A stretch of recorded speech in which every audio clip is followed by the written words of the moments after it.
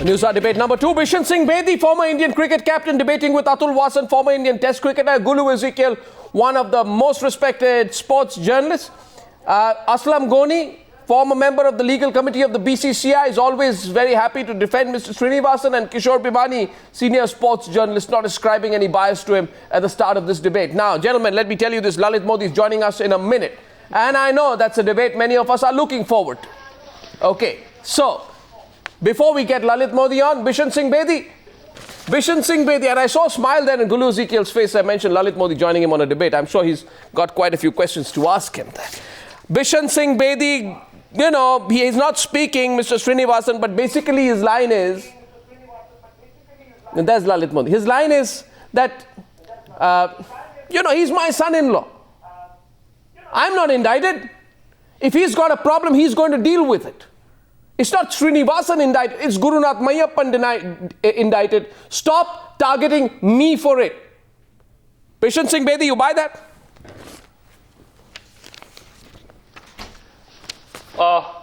Arnab, the sound is not terribly good, I'm afraid. But we all know what the story has and how the story has unfolded today. And I think we must congratulate Mr. Justice Mudgal for bringing out in the open what was always in the open, to be honest, but for some odd reason it was kept in the wraps. And I feel that judiciary is the only source which can keep this nation afloat. I mean, we're talking about corruption in just about every walk of life and trying to eradicate the same. But for some stupid reason, cricket remains aloof in the sense that, yes, they can get away with whatever they want to, even murder. And I think they probably might have reached the end of the road. That is the way I would like to look at it. And once again, I feel that the judiciary is the most vital cog in this entire episode. Right. And I've been saying it all along. But IPL question was the most legitimate child of cricket ever since its inception. No, illegitimate child of cricket since its inception. That's the credit you give to Lalit Modi there. And I'm sure Lalit Modi nodding there in agreement with what you're saying. My question to... I don't nod with this agreement. You don't? Then what were you nodding for? It's not a Lalit Modi? I was nodding on something else I was reading on a tweet. Okay. Right. Now, Lalit Modi, before I come to you, Gulu Ezekiel, who should take responsibility? Can Srinivasan sort of distance himself from Gurunath Mayappan? And what do you think of Lalit Modi using the opportunity here to constantly send tweets, make a documentary and continue to target Mr. Srinivasan? Isn't that a little, you know...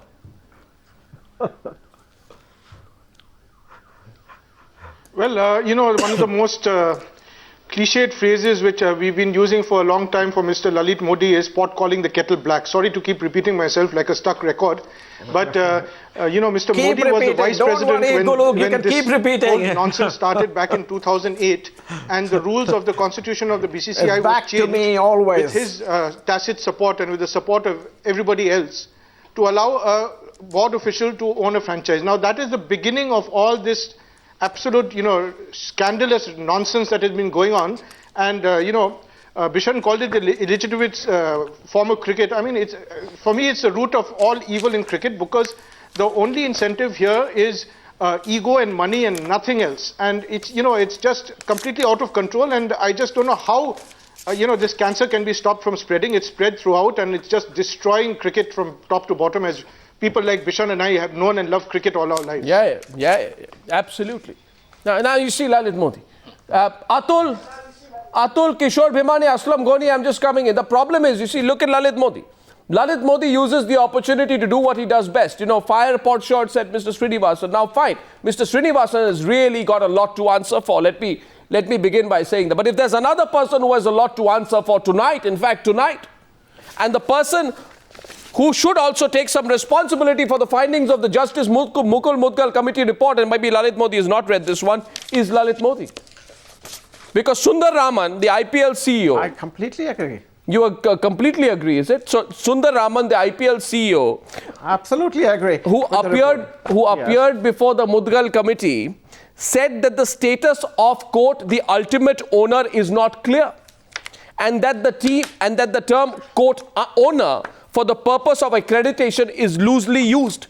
He also said, Mr. Modi, that the IPL Governing Council had made no effort to determine who the ultimate owners of the franchisees were.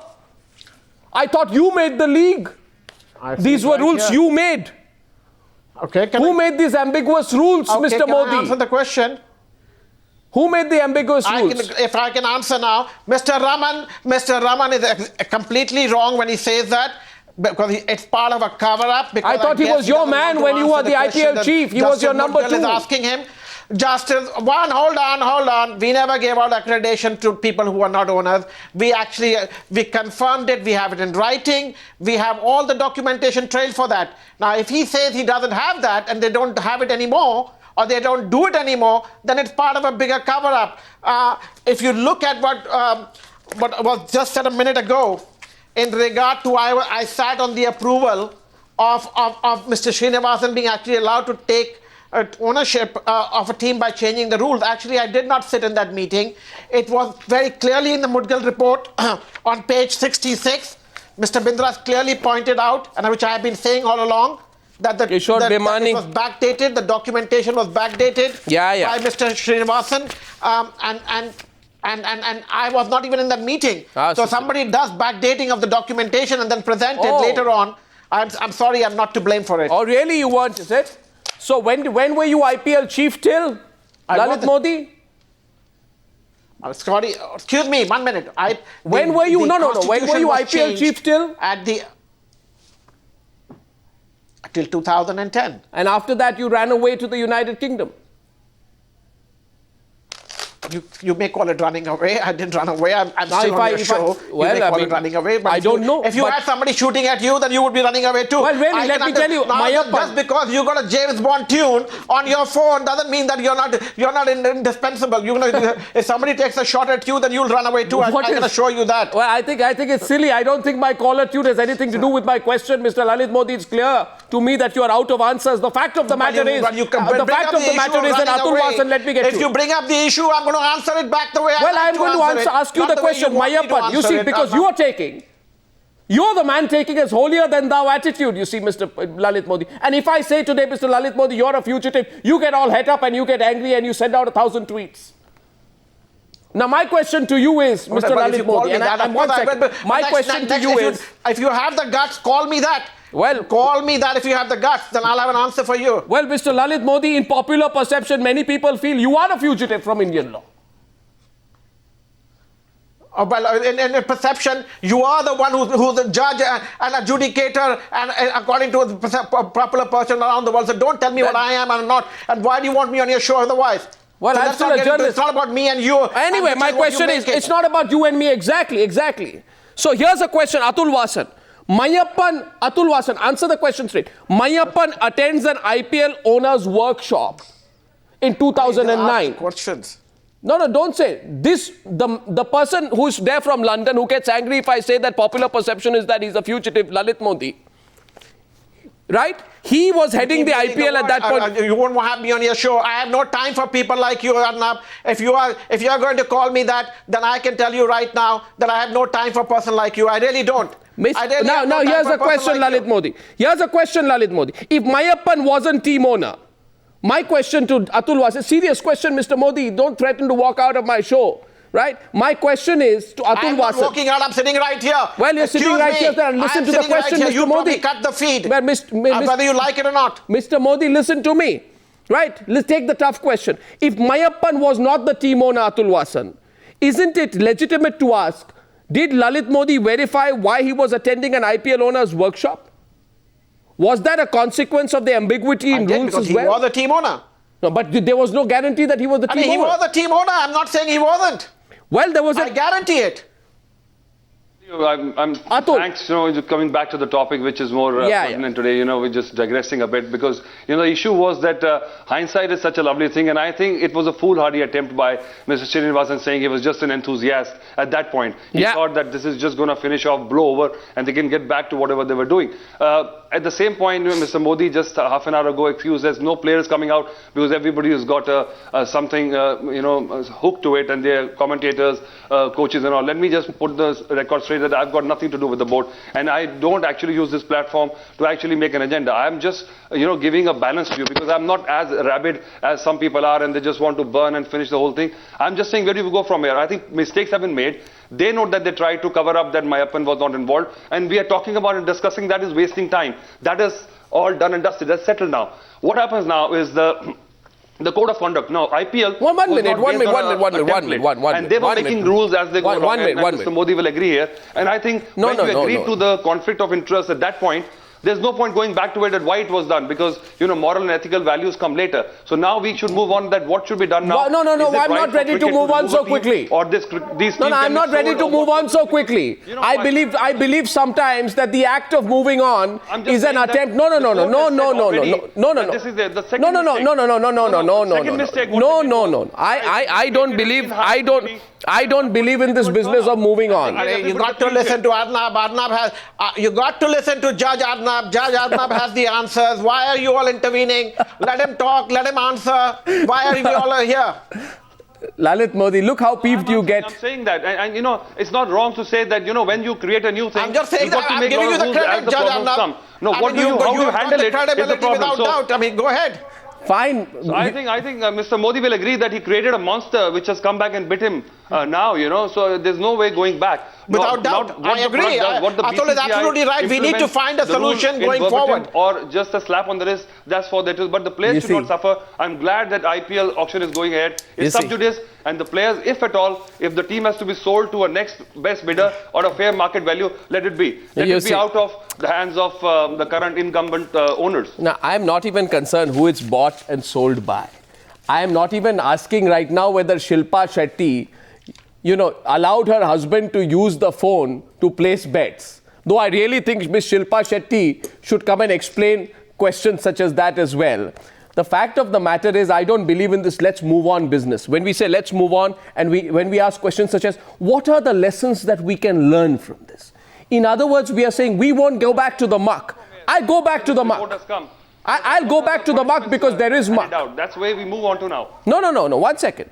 The question is, Kishore Bhimani, you see, now, Lalit Modi, by the way, Lalit Modi, I began by saying that, your best friend, Mr. Srinivasan, has a hell of a lot to answer for, right?